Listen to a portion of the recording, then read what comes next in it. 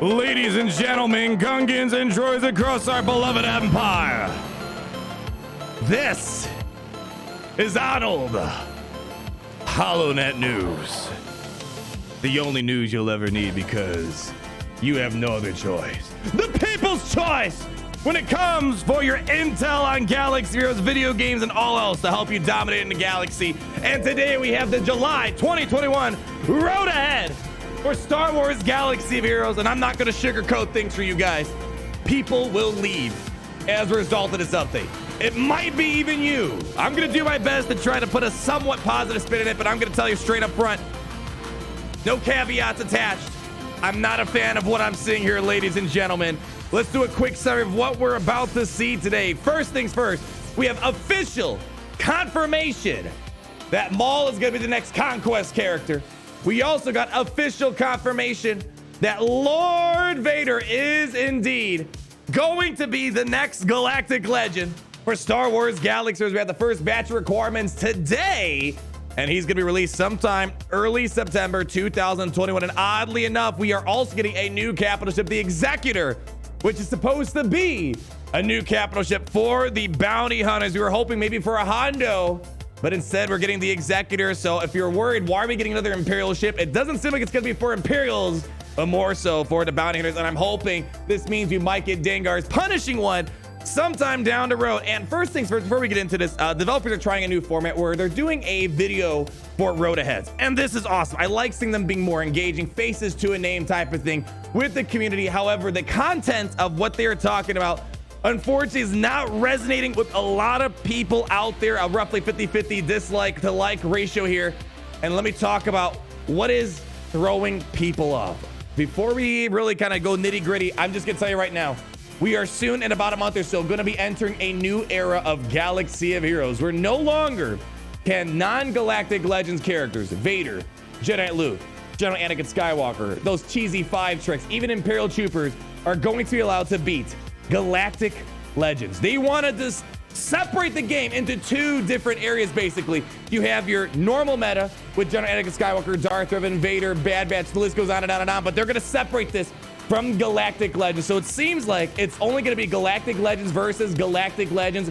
And if you don't have any Galactic Legends to counter another Galactic Legend, you're going to be screwed. That's what it sounds like. And also, Relic 9 is coming very shortly. They accidentally leaked it a couple weeks ago, and it is indeed 1000% coming soon now. The Star Wars Galaxy Series, even though just a few months ago we got Relic 8. And let me just put this out there. Another reason why some people are taking the news hard is because they're bringing up all this bad news. It's cool we're getting Maul and Lord Vader. I want to be more excited. I wish they would have brought this other news a different day, but there really isn't any good news right now in terms of improving the gear and relic economy for all players to get past Gear 11 to Gear 12 easier, to get the Gear 12 to Gear 13 easier, to maybe get to the relics a little bit easier. No word of that yet. Maybe hold out hope that something like that's going to be coming around the corner, but right now it's called a road ahead. We're labeling it a whale ahead. Let me show you what we got going on, and we're going to also showcase what characters they are nerfing. Yes, characters are going to get nerfed very shortly here. Here we go. Executor coming to Star Wars Galaxy Heroes. It's going to be an advanced fleet master event, and here's where the salt starts to rub into the wounds a little bit.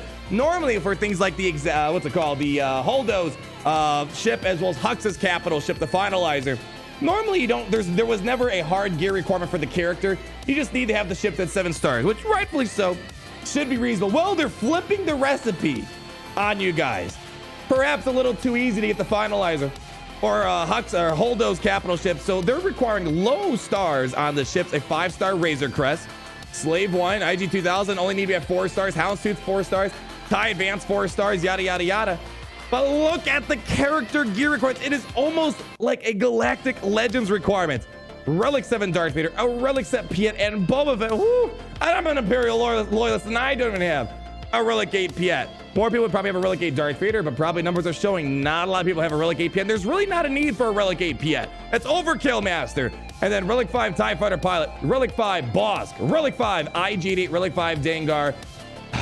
Not as common of a gear relic for IG-88, but hey, you know what? That's where they're going towards. I'm really hoping at minimum they're going to add Dengar's punishing one. They're really kind of more of a bounty hunter fleet experience from Empire Strikes Back.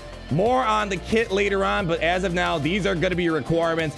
and it's not going to be easy for a lot of people. It's almost like the first Galactic Legends ship to some extent, but nonetheless, it's cool seeing the Executor. We saw it in the Jedi Knight Luke Skywalker. They let you borrow it, and it's great to see nearly a year later they're bringing it to the game. And Maul, we saw this inside of the video. No kit reveal today, but they are bringing Maul, and they unveiled several details about Maul inside of this video, where he's going to have the Mandalorian tag on him. He's not going to have a Sith tag. They didn't talk about other tags. I'm assuming we're also going to get a Scoundrel, Dark Side, Unaligned Force User tag on him as well. And although he's not going to be characterized as a Sith, just like Ahsoka Tano is helping out, Commander Tano that is helping out Master Kenobi, developers are saying that Maul is going to really fit perfectly with Lord Vader down the road and have a similar power experience like we've seen with Jedi Master Kenobi, as well as Commander Ahsoka Tano. So that's pretty much all you got to know about Maul. He's going to be the Conquest Wars for the next couple of months here that we're going to be chasing after here. Moving on, Lord Vader. You know, this really hurts because I want to be excited. I've been asking for Lord Vader, Master Kenobi, since I've been playing this game. I remember the first time I met the developers in person, back in October 2016. I went to, what was it, San Francisco, was that right here? I went to San Francisco, I saw developers, and I asked them way back when are we ever going to get these characters? I want to be more excited. I just feel like all this other stuff is detracting from my enjoyment, and hopefully I'm not detracting from your guys' enjoyment, because I am stoked about Lord Vader. But we have the first requirements listed, and they already look interesting, to say the least. We had a conspiracy theory that Tuskens were going to be needed. You're going to need a Relic 5 Tusken Raider for this guy. Relic 8 Padme Amidala, which is massive overkill. I only have my Padme Relic 5. There's really hasn't been a need to get to a Relic 7 Padme. She's purely support. Relics don't bolster anything like her speeds and whatnot. Yeah, she's a little bit more durable, but really it's all about courage and getting as much turns and as many cleanses out as possible. Kind of an unnecessary Relic 8, but hey, they're going to force it anyways. Bad Batch, Hunter, Tech, and Wrecker needed that Relic 5. So we were kind of wondering, what were going to be the marquee catches for this Galactic Legends? We haven't really seen more thematic things. Like, we thought maybe a Chancellor Palpatine would come, something along those lines. They're going to be using the Bad Batch, which I'm not that mad about. Bad Batch are amazing. Top 10 team in the game, underdog, tons of teams out there. You don't really need Omega. Makes you wonder if they're going to add Omega to the mix, and we'll have to wait and see if they're going to throw an Echo inside of the requirements. Echo is really kind of the most important part to the Bad Batch team, to be honest. So Relic 5 is a great team, no complaints there. And Lord Vader, they're giving a little teaser for the Group 3 sneak peeks. Relic 8. So this shouldn't surprise anyone. We called this a mile away once they started requiring Relic 8 for Master Kenobi. I told you guys, get ready for Relic 8 General Skywalkers needed for Lord Vader. And it's kind of odd, but they are going to be refunding people with Relic 8s currently because of the nerfs that are coming. So you can reevaluate if you want a Relic 8 gas.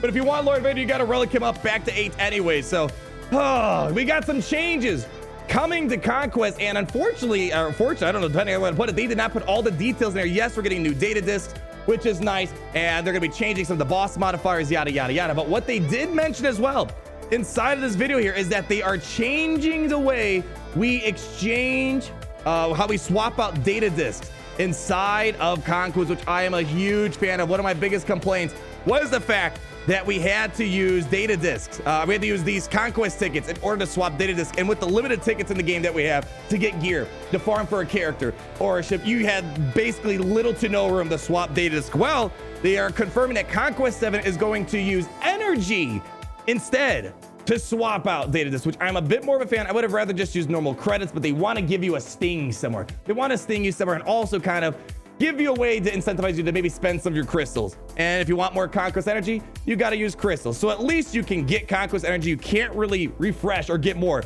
of the Conquest tickets. So another great change coming along with Conquest, very much needed. Hopefully the experience will be better. I'll be flat out honest. I was a huge fan of Conquest when it came out. Then as they started changing it, detracting from it, I did not enjoy this last Conquest run. It's starting to turn into a chore. Hopefully we can get more experimental now with our data discs as a result of this change right here. And here, this is very confusing. I did a live stream earlier today, and at the beginning of the stream when this road ahead drop, I had no idea what was going on here. I was very confused. You have to watch the video, which I'll leave a link down below if you want to watch the whole entire 15-minute video. It's very confusing reading this cold turkey. After watching the video, it makes a lot more sense because they didn't quite give you enough information here. What they're getting at here in the video, the developers that is, they feel that the future of this game looks bleak if they did not make changes to how non-Galactic Legends counter/interact with Galactic Legends out there. They use defense manipulation, penetration as an excuse. Their core excuse, maybe one of many excuses. Well, reasons, let's just say reasons for why they are doing this. And as a result, they are going to be nerfing a variety of characters key to countering Galactic Legends. Vader, General Anakin Skywalker, Jedi Knight Luke Skywalker, Wat Tambor, and many, many others, so that they don't goof around with Galactic Legends. So basically, they're transforming this new meta, this new age of Galaxy of Heroes, into, if you want to beat a Galactic Legend, you're going to need a Galactic Legend. And there are just way too many implications that we discussed on. We spent about an hour trying to understand this. We read everything. We watched the video. We kind of broke everything down. And it's very hard to understand this feature. It's almost sounding like if you were able to beat Conquest before and able to beat those Galactic Legends without a Galactic Legends, through their logic in the video, it sounds like you'll no longer max out Conquest unless you had your own Galactic Legend of some sort. And I don't want to freak people out too much because we don't know all the details. We're assuming that's going to be the case. But how does this affect Grand Arena? Grand Arena, I always thought a healthy meta environment, which developers said that's not healthy. Having things like Vader, Luke, and Gas be able to beat Galactic Legends, which I'm finding it very hard to believe. I would like to understand more from their opinion, but in the longevity of this game, they feel it's important to make sure that Galactic Legends are in their whole category. And the best way I described this for my streams and the viewers in the Kyber Club was, imagine there's two rock, paper, scissors tournament. You have the exclusive Galactic Legends rock, paper, scissors, where Galactic Legends are rock, paper, scissorsing each other. And then you have the peasant division with Gas, Revan, and so on that are able to counteract them. So pretend that you're gonna see the pre-Galactic Legends meta, and there's this new division over here. It's really weird to put it into perspective, but if this game's gonna survive a long time, in the words of developers, they need to make these changes so they aren't locked in a box, or the game wouldn't be able to survive as long. I'm taking their word, but I'm just saying, just from a lay person, or just from reading my audience or my initial reaction, I don't know how I feel about these changes. Because the other day we did a Master Kenobi stream trying to find non-Galactic Legends counters, and we couldn't find a single one. Not a single person found a non-Galactic Legends counter out there. And I thought maybe I was crazy. Maybe I was sucking at the game. That was the developer's intention. They don't want non-Galactic Legends messing around with the new toys out there. So that's a tough pill to swallow. Let's pick up the energy a little, Gary. Yeah!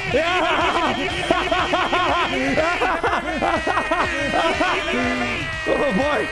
Can someone get this elephant out of the room? It's taking up all the energy. I'm gonna just give you a long story short of all this stuff here. These are basically the changes they're making to weaken them against Galactic Legends, but making them more powerful in this Division 2 peasant meta of rock, paper, scissors, and bolstering them in some areas like, for example, the raids, as we're going to talk about. I'm just going to point out the key things because this is very confusing if you don't watch the video. Basically, they're increasing his basic damage, increasing his chance to ability blocks, which is nice. But here's the kicker. This is what's going to wreck Vader against Galactic Legends. They are reducing his damage multiplier on all tiers by 40%, basically only giving him enough damage to take out non-Galactic Legends type of characters out there. Because Vader, he's important for popping 1 million, 500,000, 750,000 type of damage out there. So hopefully he's still viable against things like Darth Revan, where you really only need maybe like 150,000 on a critical hit. Big damage reduction right there. So that's kind of the biggest thing to note right there. Big damage decreases, and they're also scaling his increased debuff damage to 100% against raid bosses. So he's going to be maybe more viable in things like the challenge Rancor raid. Possibly he's already decent in there. This might help at least in the Rancor raid. And now Merciless Massacre. With Merciless Massacre, they're increasing his critical chance to 50%. Making sure you land those critical hits, making sure he's popping good hits out there. But again, not really designed for Galactic Legends anymore. It's what you said. I always called Vader the most non-legendary or most non-Galactic Galactic Legend character in the game. That's not gonna be the case anymore. And with no escape, they're allowing extra protection recovery when a damage over time effect expires to the final upgrade here. So he's gonna get health and protection back, which is nice. So they're bolstering him. Again, that's why I'm trying to say there's two divisions in Galaxy Figures now. Yeah, he's getting kicked out of the exclusive Galactic Legends division, but they're trying to make sure he stays competitive and top tier inside of this peasant rock, paper, scissors tournament we got going on. General Anakin Skywalker, their biggest problem was the fact that he's got massive defense penetration, and he also can reduce max health on any type of character in the game. And he was very important for countering things like Raid Shadow Legends out there. So here's the biggest change you need to know about. He is no longer going to be able to ignore defense on both abilities. But this is where they're bolstering up in the peasant rock, paper, scissors. They're giving him extra defense penetration to the basic ramping if all allies are 501st. So I don't think we're really gonna see a need to use Jedi Knight Revan with General Anakin Skywalker anymore. It seems like his best place to go now is the 501st. I haven't really used him much the 501st inside of Grand Arena. Well, it looks like going forward, he's going to be very important for the 501st team. And as we see here, they're also boosting his General the 501st lead, where when he's in cover, he is now going to get 20% protection recovery for allied 501st turns, meaning he's going to get out of cover faster and get back to smashing you quicker. And it's important, he's going to instantly recover 100% protection when exiting cover when all their 501st allies are defeated. So sometimes, you know, you might be able to take out the 501st before he gets much recovery. He would only have 10% protection. Well, now he's going to instantly get 100%. So you see where I'm getting at? They're bolstering him for the Peasant Rock, Paper, Scissors. This is what we're going to call it. Peasant Rock, Paper, Scissors Grand Arena Tournament, but they're weakening him up against the Galactic Legends. They only want Galactic Legends, countering Galactic Legends moving forward. Jedi Knight Luke Skywalker. What was his problem? Well, the problem is he ignores defense, but they're increasing his offense on his Jedi's will and tenacity, and they're also allowing him to do true damage if the target isn't a tank, excluding raid bosses and GLs. So again, you're seeing the drill, making it more powerful in Peasant world, not so much in Kraken world with the Galactic Legend. Here's the thing, I know Galactic Legends, technically, yes, day one, they're Kraken pay to play usually, unless you hoarded up a ton of resources. You can get a Galactic Legends free to play. But the amount of time and grind it takes to get there, it's going to turn off a lot of people. A lot of people. It'd be great if they somehow ease up the gear crunch, guaranteed gear drops, double gear drops forever, something to ease this up, to make it enjoyable and to get to the Galactic Legends. Because if you're free to play, it's going to easily take 9 to 12 months minimum if you're hyper effective. And if you're in a good guild, maybe you can speed it up, but it's going to be very tough. Watambor, their biggest problem with him was that his blast tackle mod ignores defense. A very weird, minute thing. People don't often think of defense inside of Galaxiers, but apparently that thing that people mostly overlook, I guess that was their biggest problem and why they had to kind of nerf a lot of these abilities. Now, this was very confusing at first until I watched the video. Basically, what they're doing is they're starting to treat Galactic Legends like raid bosses. So things that normally couldn't affect the raid boss are no longer going to affect the Galactic Legends, and they kind of point out a few of them right here. Let's point out a couple ones that are very important. Sith enemies can't gain bonus turn meter, excludes raid boss and Galactic Legends. So normally you could stop Sith Eternal from gaining turn meter. Well, you can't do that anymore. Grievous getting core, he can make the enemy lose 10% of their max health, but it's also going to start excluding Galactic Legends as well as raid boss said before. General Anakin Skywalker, and this is huge, his biggest thing was being able to increase cooldowns. He can no longer increase cooldowns on a critical against raid bosses and Galactic Legends, and can no longer reduce their max health by 20% against Galactic Legends. So goodbye that beautiful raid counter. And speaking of the raid counter, no more fracturing Galactic Legends. Thrawn can no longer... We're entering a new world. The name of these type of games is adapt. We gotta adapt, right? Maybe 10 years, my gosh, if this game can survive 10 years because of these changes, maybe we'll laugh. We're like, ha, remember when Arnold overreacted at this news? Right now, this is a hard pill to swallow. This is the game that I grew up playing for the past almost 6 years coming here soon. Was it 5, 6 years? 6 years. It's changing.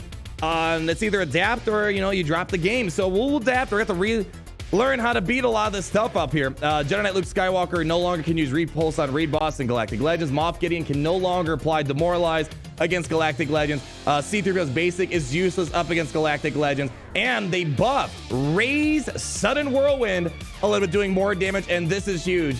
One of the biggest cons of Sith Eternal was our boy, the Imperial Troopers. And that's no longer going to be the case. Sith allies are going to gain 5% in terms of whatever an enemy gains a buff that can't be dispelled to the final tier. So what that means is Emperor's Trap, the chat rightfully pointed out during our review of this, is that Imperial Troopers, Emperor's Trap on Piett's unique ability. Every time an Imperial Trooper is taking a turn, or Empire for that matter, a stack of Emperor's Trap is happening on each trooper. That's 5 Emperor's Traps. Locked buff. Can't be dispelled. That's 25% turn meter being sent to Sith Eternal's team, meaning it's going to be very hard to outrun them. And plus of all these damage changes, it's going to be very hard to take them out. Because they also mentioned a Dark Trooper is going to be getting a bit of a nerf as well. A lot of tough pills to swallow here. And speaking of all these changes here, somewhere in this video, they pointed out a few of these characters will be getting Relic refunds. So if you had these characters at Relic 8, they're going to refund you the Relic 8, knock them down to Relic 7 at some point.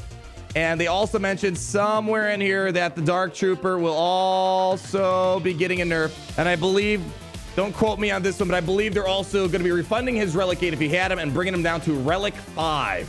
And that really hurts. This guy's my boy. He's one of the happiest characters in the game for me. And just not one-shotting Sith Eternal on a basic is really going to hurt my soul. Hopefully still viable against things like Darth Revan, for example. Very important for countering teams like that. But man, we are entering a weird world. Ladies and gentlemen, Gungans and droids. I want to hear your thoughts.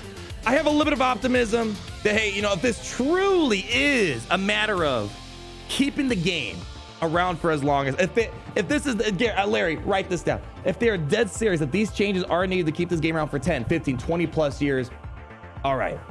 I'm hoping this isn't some sort of back behind the curtain, some person counting the money was tired of all these off-meta counters, non-GLs, countering GLs, and like, you know, we can't have that anymore. Make up an excuse. Yeah, say it's the, yeah, you know that, what's the stat that no one pays attention? Yeah, defense. Tell them that's the reason. I'm hoping that's not the cynical reason behind it all, but it's just something I do want to point out there. But if this is for truly the long-term longevity of the game, we'll adapt, we'll overcome. But I'm not going to sugarcoat things for you guys. This is a big pill to swallow. We are entering a new era of Star Wars Galaxies, but don't you worry. There's one thing that you have that the developers can't nerf or take away. You got the director of the video gaming division here at the Galactic Empire, which is home of the Kyber Club, open 25/8 for one extra day at partying hard aboard the biggest and deadliest Star Destroyer, where the polygons are simply beyond your imagination. So at the end of the day, we're gonna have each other. We're still gonna have fun. We're gonna navigate through this new era of Galaxy Heroes that we are entering. But until then, leave that like if you did enjoy the video. Comment down below and all your beautiful thoughts. Let me hear it. And be sure to subscribe so you're not missing a thing, because at the end of the day, we always say, whoo, dang, it's great to be in the Empire today. I'll see you guys later. Thank you so much for watching. Peace out.